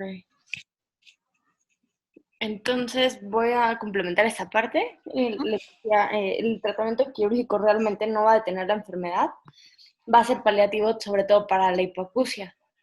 Van a persistir esas alteraciones anatomopatológicas, las morfológicas e histoquímicas. Van a persistir e incluso van a progresar. Como habíamos visto, a grandes rasgos, el tratamiento quirúrgico consiste en sustituir el estribo, que va a estar fijo, por una prótesis. Y siempre debe de considerarse como primera opción, a menos de que haya alguna contraindicación. Ok, ahora en cuanto al tratamiento quirúrgico, tenemos la estapedectomía o estapediectomía, en la cual se va a eliminar por completo todo el estribo junto con la platina, y este va a ser sustituido por una prótesis de material sintético que se va a anclar en la rama larga del yunque de manera distal. La prótesis se va a poner sobre un injerto de vena o de pericondrio del trago, que se va a colocar en la ventana oval abierta. Luego tenemos la esteapedetomía, en la cual no se va a extirpar toda la platina, solamente se va a perforar y se va a introducir el extremo distal de la prótesis anclada en el yunque. Y tenemos las hemiplatinectomías, en las cuales se va a extirpar el estribo y media platina, generalmente la parte posterior, y se va a cubrir esa porción de la ventana oval con un injerto de vena o con espuma de gel foam. Con esta técnica se ha visto que hay menores daños en el oído interno, y esto se va a traducir en un menor deterioro de las frecuencias agudas a mediano y a largo plazo. Entonces, siempre que podamos, hay que respetar el tendón del músculo estapedial. Esto va a tener 3 ventajas. Va a mantener íntegro el mecanismo de defensa del oído interno. También se va a evitar la aparición de armónicos con un sonido, se va a inducir la vibración del sistema osicular. Una segunda ventaja es que va a hacer que se mantenga un mecanismo de selección de frecuencias, como es la contracción del músculo estapedial. Y entonces esto va a evitar que haya distorsiones sonoras que va a haber en un inicio. Y como tercera ventaja, se va a dificultar la posible necrosis ósea, ya que se va a preservar la vascularización, ya que desde la apófisis piramidal va a llegar vascularización hacia la apófisis larga del yunque.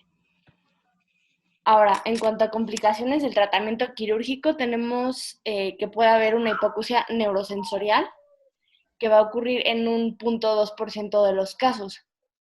Puede haber un mareo postquirúrgico, que generalmente es transitorio y breve, pero en casos raros puede llegar a ser incluso permanente.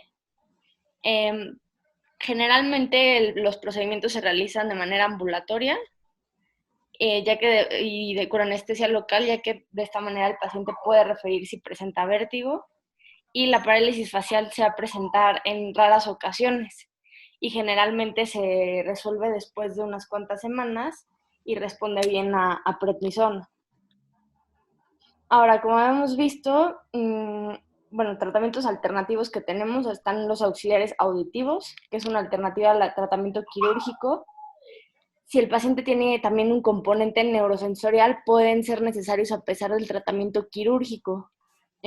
Un paciente con atosclerosis ya en etapas avanzadas generalmente siempre requiere un auxiliar auditivo.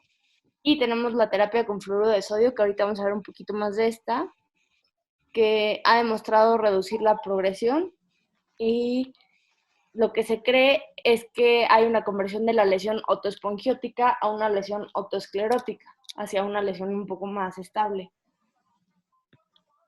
Entonces tenemos el fluoruro de sodio. En estudios clínicos se ha encontrado que una dosis de 3 a 10 miligramos por día va a ser más que suficiente para disminuir la fijación estapedial. En un componente coclear o retrofenestral, donde hay más actividad enzimática, se pueden prescribir hasta 20 miligramos y el tratamiento se puede continuar por 3 a 9 meses. En pacientes que tienen un componente progresivo coclear se dan 20 miligramos por 2 años y posteriormente se dan 15 miligramos por día hasta que el foco de otosclerosis sea inactivo. Para autoesponjosis puramente coclear se dan 3 a 10 miligramos por día. Y lo que se piensa es que el fluoruro de sodio va a detener la progresión de la hipoacusia conductiva, neutralizando e inactivando a las enzimas proteolíticas e hidrolíticas que van a ser tóxicas para las células ciliadas, más que realmente cambiar las lesiones otospongióticas activas a lesiones otoscleróticas. Previamente les mencioné el... Perdón. Está bien. Obviamente les mencioné que sí cambiaba las lesiones, pero eso era del libro de Gil Carcedo. Esto lo encontré en un artículo un poco más reciente, que se ha visto que realmente lo que hace es disminuir las enzimas que son tóxicas para las células ciliadas. Uh-huh. Sí, la mayoría de los libros, hasta el Chugne, decía que aumentaba los osteoblastos, ¿no? Y disminuía y osificaba, ¿no? Que era lo que hacía este medicamento. Pero pues cada día a veces están estudiando y hay otros que hasta igual en relación al tratamiento había artículos donde te decía que le daban hasta 600 miligramos, ¿no? Y decías tú, pero si con 10 miligramos el paciente tiene dolor de panza y ardor y todo, pues ya con 600, ¿no? Es mucho. Pero fue un solo artículo el que nosotros encontramos, ¿no? Esa dosis tan altas. Sí. A ver, alguien puso algo acá. Tal vez se podría dar el tratamiento con fluoruro de sodio mientras la leche, no. Antes, cuando tú le dabas, había otorrinos que se enojaban porque dice que ponías el hueso muy duro y a la hora de fresar, a veces hasta se rompía la fresa, ¿no? Entonces ellos, cuando vas a operar, tratas de que no le des nada. O sea, eso le das cuando tú piensas que la actividad está activa, o sea, que está en fase de autoespongiosis o se incrementó el acúfeno y tú le mandas a hacer una radiografía y a lo mejor está ya en la cóclea, lo que ustedes quieran, entonces le das el tratamiento. Pero cuando lo van a operar, o sea, los otorrinos quieren que 2 meses antes no les hayas dado nada, porque si no, dice que se endurece demasiado la platina y luego no se puede trabajar en ella. Ok.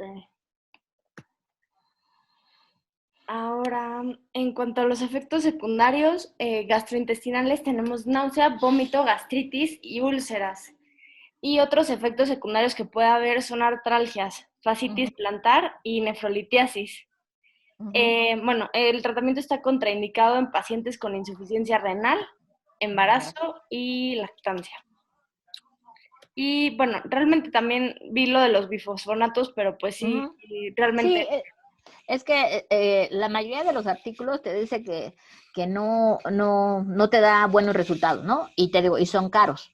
Entonces, pues es cosa de ver en realidad si le funciona o no le funciona y si están haciendo otra vez el flujo del sodio, lo están vendiendo, a veces vale la pena empezar con dosis muy bajitas, como dices tú, y les va bien. A veces empezamos con dosis muy pequeñitas, tratando de ver cómo responde el paciente, porque digo, más que nada son los problemas gástricos los que van y te dicen, no la aguanté, ¿no? Yo tuve una paciente que hasta me llevó el frasco que mandó a hacer y me dijo, no, eso no me sirve, ¿no?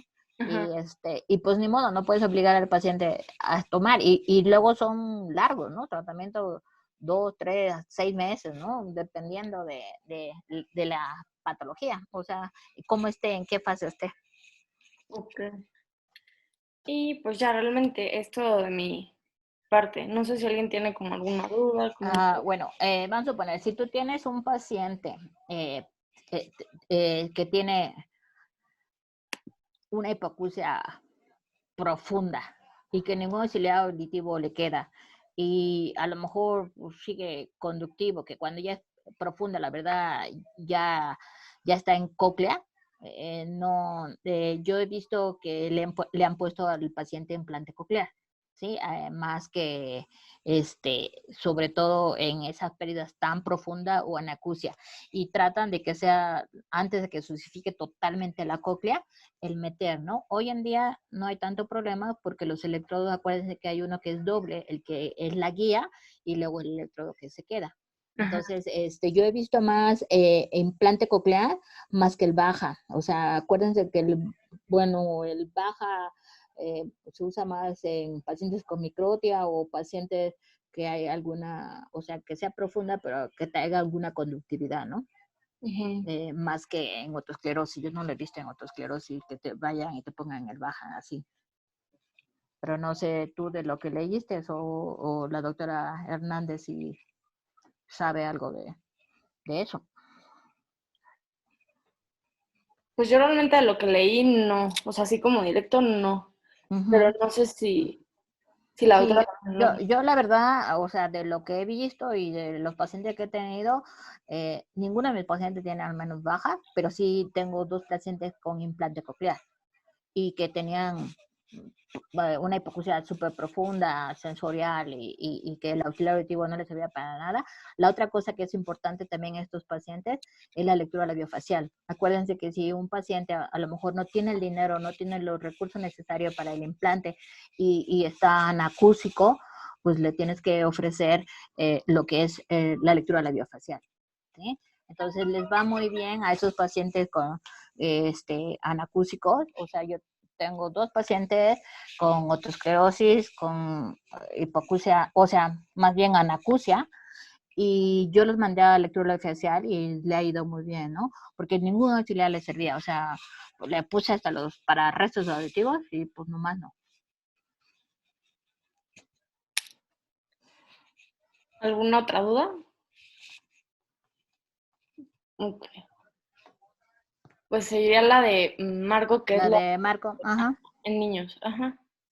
Pues esta parte va a ser breve. Uh-huh. Ya vimos pues, prácticamente toda la parte de la autoesclerosis. Vamos a ver algunas cuestiones que se tratan en niños.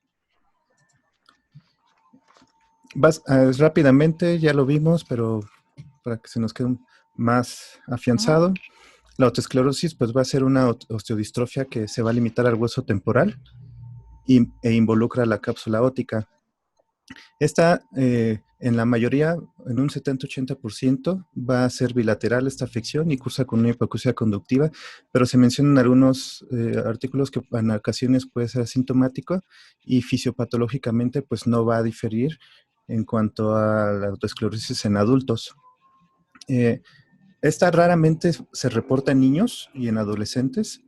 Se menciona que se alcanzan a ver las alteraciones que hemos visto en menos del 0.6% de los menores de 5 años y en un 4% entre los 5 y los 18 años. Esta baja incidencia explica por qué hay incertidumbre acerca del manejo óptimo en estos pacientes o en esta edad, ¿no? Lo que pasa es que la puedes confundir con una otitis, con una, o sea, no la piensas, o sea, y si además no hay ningún familiar con esta patología, en ocasiones en un niño de 5 años, o sea, no sabes si ha pasado con cuadros de otitis y todo eso, te vas con la cinta y el niño lo diagnosticas como otitis y hasta le ponen tubo de ventilación, ¿no? Y puede ser una autoesclerosis. Sí. Igualmente, rápidamente, la autoesclerosis se trata de un foco de hueso esponjoso nuevo que va a estar intercalado en espesos vasculares. Esto que vemos aquí es nuestro foco osteoespongiótico. Esto que está más oscuro. Esto reemplaza al hueso denso de la cápsula laberíntica, que es este que vemos alrededor, un poquito más clarito. Esto de acá, que está señalado acá también. Y esto que se ve aquí un poquito menos oscuro que este, pero más que este, es la parte inactiva o ya el foco autoesclerótico. En algunos casos, como mencionaba antes, es asintomático, pero cuando esta foco invade la ventana oval, pues provoca fijación de la platina del estribo, lo que se conoce como anquilosis. Por lo tanto, siendo incapaz de transmitir el sonido hacia el oído interno. Y bueno, se menciona que la etiología no es totalmente conocida, ya vimos algunas teorías ayer, pero se menciona una fuerte predisposición familiar. Ujú. Debido a que el crecimiento de la lesión otoesclerótica es lento, normalmente el inicio del cuadro clínico puede ser en la pubertad o hasta los 30 años. Sin embargo, la fijación del estribo puede comenzar en la primera infancia o en los años preadolescentes, en donde ya está presente la lesión otoesclerótica. Se ha visto que en niños los síntomas primarios pueden iniciar entre los 5 y los 16 años y más o menos hay una media entre los 11 años. Y pues los síntomas que vamos a ver van a ser pues prácticamente los mismos, nada más que lo único adicional que se menciona es que la voz y la discriminación fonémica suele ser normal. Y también presentan acúfeno de baja frecuencia, de baja frecuencia y que se asocia a pérdida coclear en frecuencias altas. Y los mismos signos para acusia de Willis, que ya vimos que es cuando los pacientes no escuchan mejor en situaciones ruidosas, y la paracusia de Weber, cuando empeora con la masticación. Y además se menciona que puede existir vértigo, inestabilidad, plenitud óptica, como resultado de una autoesclerosis del oído interno. Y también se menciona que en los niños, en las fases tempranas, es muy importante tener en cuenta esta situación. A veces no se comporta como una hipoacusia conductiva, sino suele ser neurosensorial, por lo que a veces puede pasar inadvertido este diagnóstico. Y cuando inician niños, el pronóstico es más malo. Se va acelerando, o sea, empieza conductiva, pero de ahí se va haciendo sensorial. Entonces, ahorita que tú digas, vas a ver que no todo el mundo opera a los niños, ¿no? Y no todo el mundo le da el tratamiento, porque tienes que tomar en cuenta muchas cosas en muy chiquitito, ¿no? Ok. Se menciona que 15% de los pacientes con otoesclerosis van a desarrollar hipoacusia antes de los 18 años. Ya hemos visto que es bilateral en 80%. Uh-huh. Y más del 92% es bilateral cuando esta inicia antes de los 18 años. Pero se menciona que el 80% de ellos tiene una excelente reserva coclear y no muestran deterioro de la función neurosensorial posterior a una estapedectomía. Esto es importante ya que se reportan mejores resultados quirúrgicos cuando hay otoesclerosis a comparación de otras etiologías de anquilosis del estribo. Y bueno, el diagnóstico, pues ya sabemos, una adecuada historia clínica, nuestra exploración física y las pruebas audiométricas que podemos utilizar, ¿no? Es muy importante sospechar este diagnóstico, sobre todo en los niños cuando tienen una historia familiar positiva de autoesclerosis, lo que les mencionaba hace un momento, ¿no? La alta prevalencia de este factor hereditario. Ya habíamos visto el mismo signo, lo podemos ver en los niños, la membrana timpánica normal, con una coloración cereza intenso, conocido como el síndrome de Schwartz, que indica focos osteoscleróticos hipervascularizados. La audiometría tonal, que vamos a ver una curva típica, ¿no?, de rigidez producida por la fijación de la platina, que dificulta primero la transmisión de tonos graves y agudos, y progresivamente se va a ir aplanando conforme vaya avanzando la enfermedad, con su característico nicho de Carhart, ¿no? Y la impedanciometría, que se mencionaba en los artículos que no es indispensable, sin embargo, es útil cuando en el diagnóstico temprano de la autoesclerosis coclear pura, sin fijación clínica de la platina, para detectar el fenómeno on-off, ¿no?, que lo hemos llegado a ver. Y bueno, también podemos obtener curvas planas, ¿no? Se menciona que para el diagnóstico la TAC en proyección axial y coronal va a ser el estándar de oro. Sin embargo, aquí es importante mencionar que en adultos la sensibilidad es mayor a 85%, pero en los niños va a ser menor.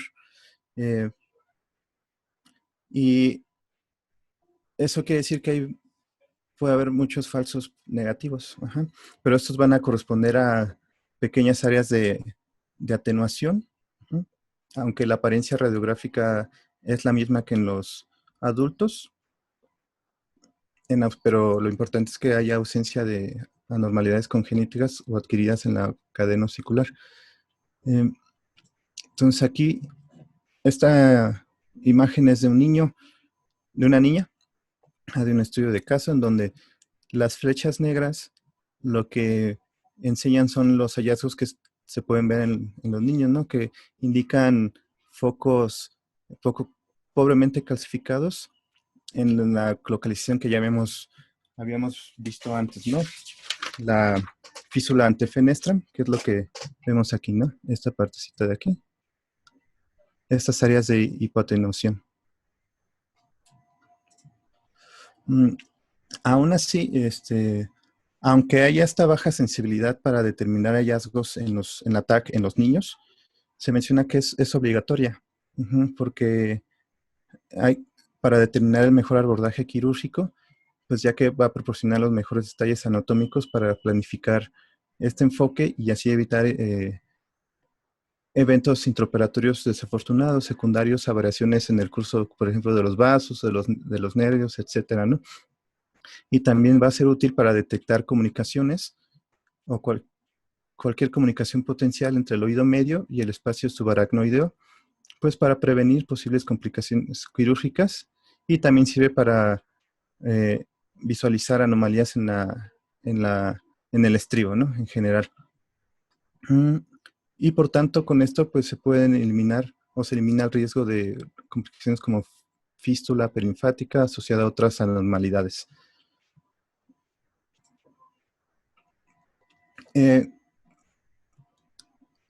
Es importante, como ya mencionaba la doctora, y como veíamos que la baja incidencia en la que se reporta esta patología en los niños, distinguir con otras hipoacusias conductivas en los niños que cursan también con membrana timpánica normal y con anquilosis de los niños.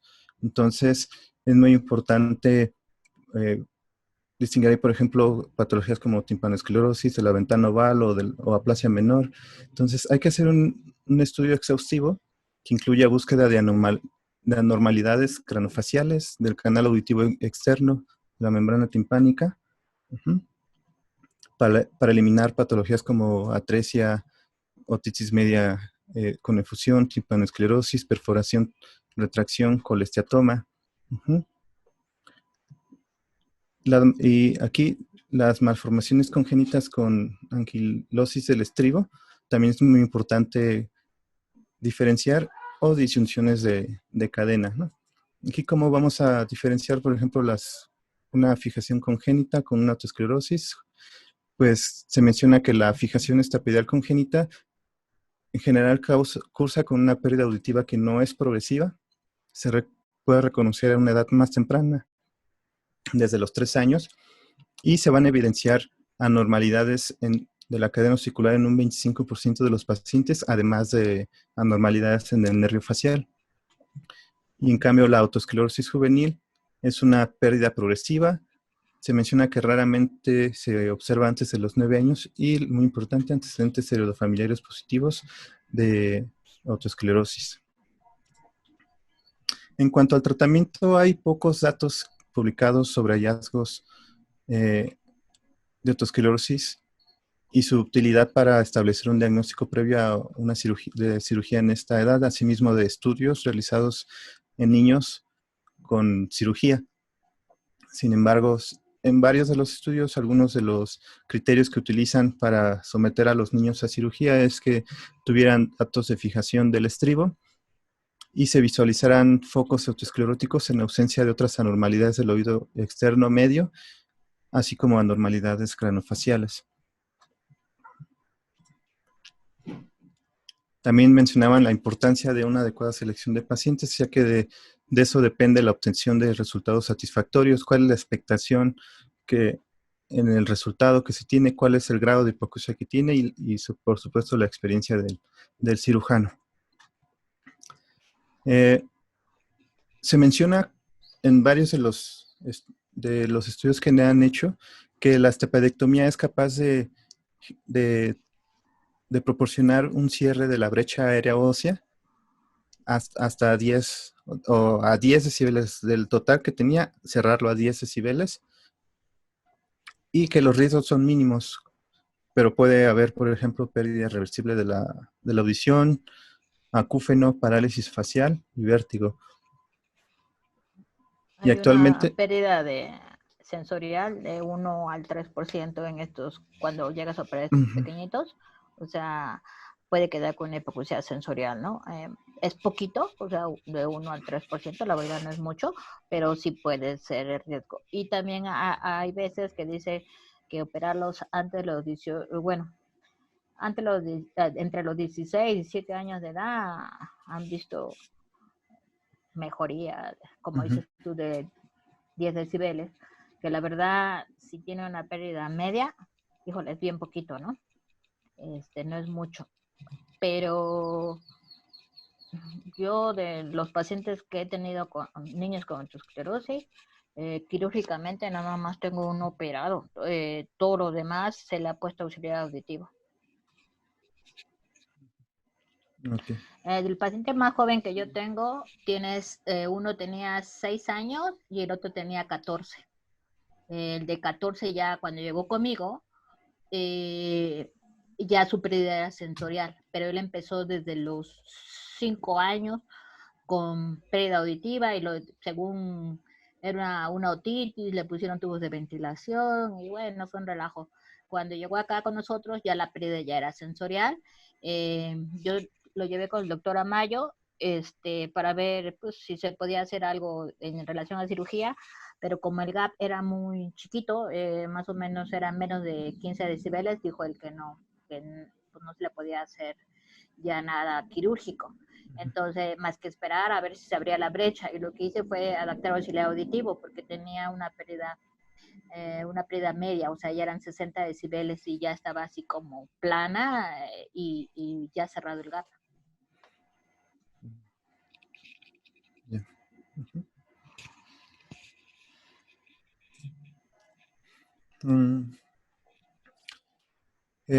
En algunos reportes se menciona que el tratamiento quirúrgico en los niños puede generar una ganancia auditiva similar a los adultos, cerrando el gap o brecha aérea óseo a menos de 10 decibeles en más del 50% de los casos y estando entre los 20 decibeles en un 90% de los casos.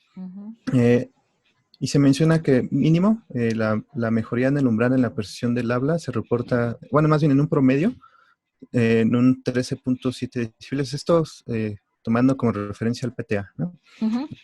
PTA una mejora de 13.7 decibeles en la mejora de la percepción del habla, siendo esta mejoría inmediata posquirúrgica. Además, algunos autores reportan síntomas posquirúrgicos en los primeros 48 horas más frecuentes como plenitud óptica, agofonía, acúfeno, vértigo y argiacusia.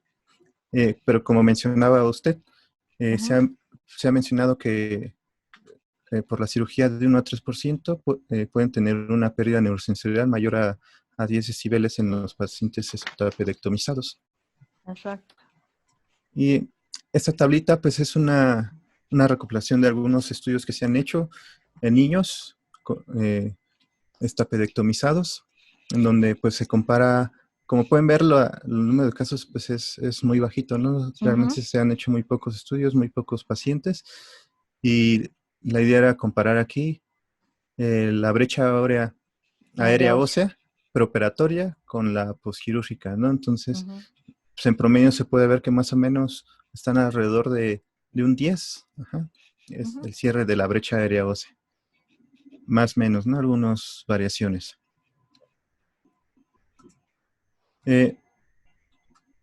Sin embargo, se considera que la estapedectomía realizada por un cirujano experimentado, ya sea con o sin láser, sigue siendo la estrategia más razonable para esperar un buen resultado funcional en estos pacientes. Y lo que mencionaba, los resultados en audición en la estapedectomía es tan bueno o mejor que cuando esta se realiza más allá de los 18 años, es decir, consideran que hacerlo antes puede ser tan bueno o mejor, ¿no? Que hacerlo después. Y bueno, las recomendaciones que se mencionaban en algunos de los artículos, pues son las mismas que las que se siguen en cualquier otro procedimiento de cirugía de oído en los niños, como no realizar esfuerzos, actividad física vigorosa, evitar levantar objetos pesados, evitar olfatear o que se limpien la nariz tapando ambas fosas y pues cuidados, ¿no? De oído seco.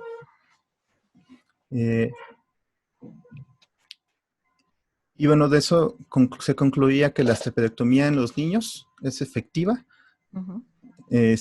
Ahí se mencionaba que, sobre todo cuando la hipoacusia es severa profunda, pueden proporcionar una ganancia mínima de 10 decibeles en la mejoría auditiva. Se ha visto que tiene buen resultado en un 75% de los casos y se puede realizar de manera segura y efectiva en niños. Y es importante porque en algunos casos se obtiene todavía una mejor adopción del auxiliar auditivo. Sí, lo que pasa es que si mejoramos, supone, tiene una pérdida, dirías tú, profunda, y lo llevas a una severa, le adaptas al auxiliar auditivo y le va bien. O esa severa la llevas a una media, de todos modos sabes que tiene que usar auxiliar auditivo. Yo he visto nada más con pérdidas medias que han llegado hasta audición normal, con alguna caída en 4 y 8, pero conservando todas las demás frecuencias, ¿no? Que sí depende, ahí en el instituto cuando iniciaron, o sea que apenas yo decía que hacer manitas, no quedaban tan bien, ¿eh? Se hizo ellos decían que era la prótesis, no sé qué, pero había médicos, la doctora Caro del Castillo, el doctor Arriola, que te quedaba sorprendido porque de tener una pérdida media quedaban en audición normal, ¿no? Entonces, pero habían otros que de una media, o sea, estaba en, no sé, 60 y se quedaban en 55, en 60 decibeles, decía tú, pues, ¿qué ganó o qué, no? Y a lo mejor en la logo un poquito, ¿no? Y le preguntabas al paciente y decía, sí, escucho un poquito mejor, ¿no? Pero no sé si era que el paciente lo sentía en realidad, porque cuando tú hacías los estudios, pues no mirabas nada de, en realidad, la ganancia, más que de 10 decibeles. Ok. Esto en cuanto al tratamiento quirúrgico. En cuanto al tratamiento médico, en algunos de los reportes se menciona que cómo llegaron a sugerir el uso del fluoruro de sodio, pues se dieron cuenta algunos autores que en áreas donde había, donde los niños tenían una baja incidencia de deterioro dental, el agua o sus aguas tenían un alto contenido en fluoruro de sodio, y en cambio en áreas donde había baja concentración de fluoruro de sodio, observaron una mayor frecuencia de osteoporosis en mujeres.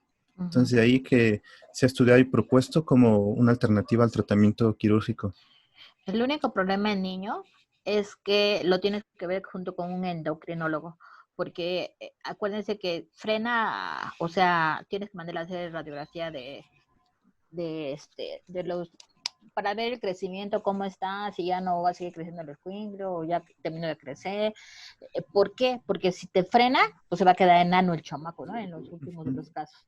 Entonces, junto con el endocrinólogo, pues puedes ir viendo el tratamiento y pues a veces les va bien, ¿no? Pero no de primera instancia así, pues le voy a meter como al adulto, es un poquito difícil, ¿no?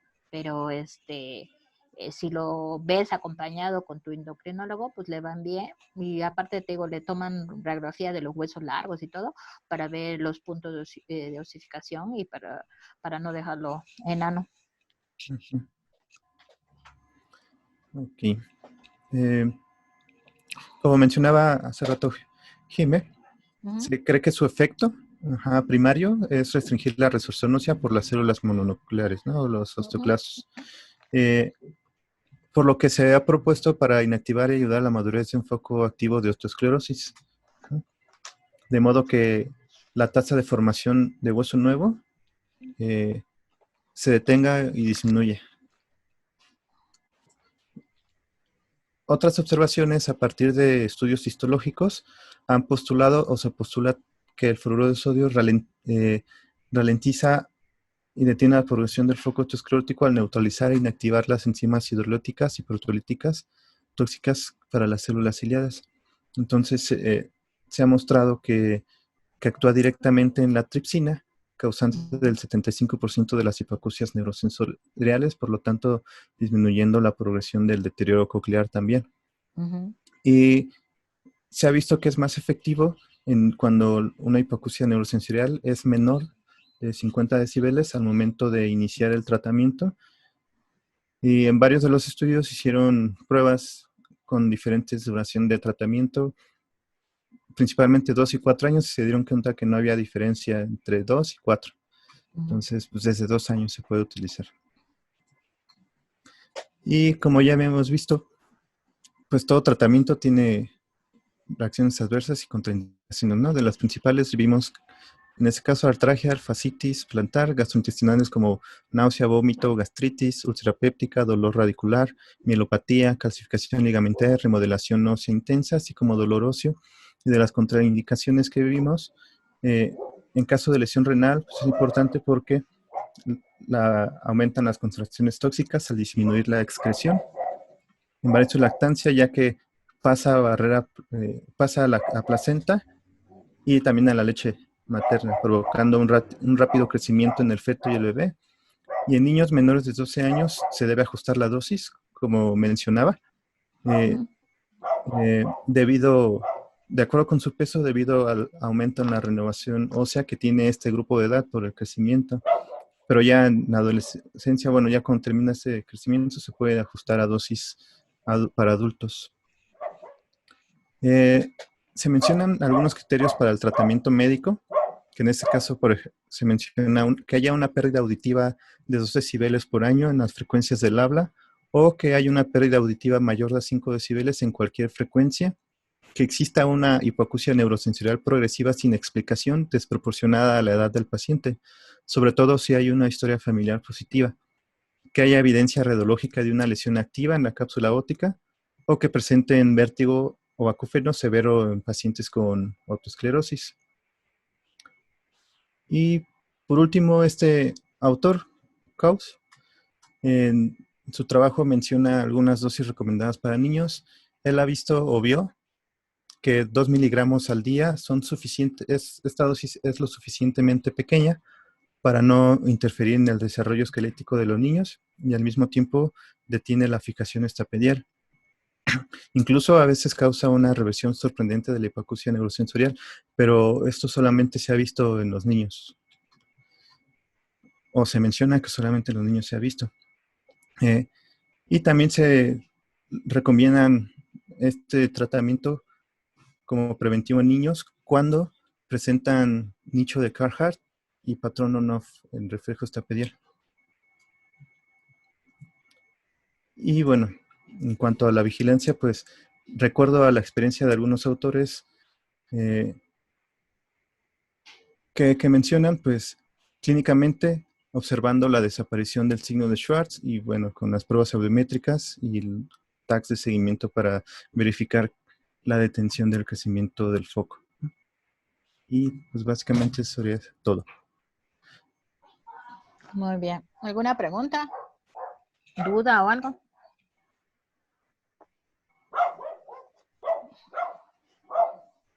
O todos los entendieron muy bien.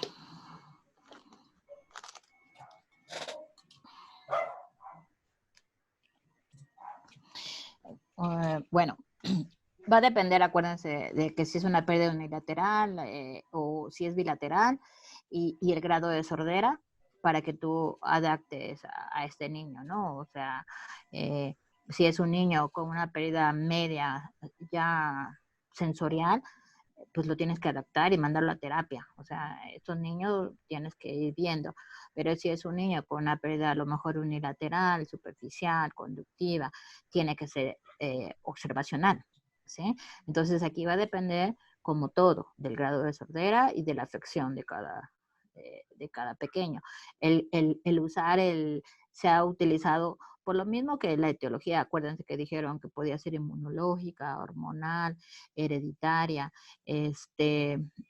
hasta viral. Hemos llegado a usar a veces, cuando es progresiva, se ha utilizado también la prednisona, ¿no? Pero pues va a depender también de lo que tú estés pensando.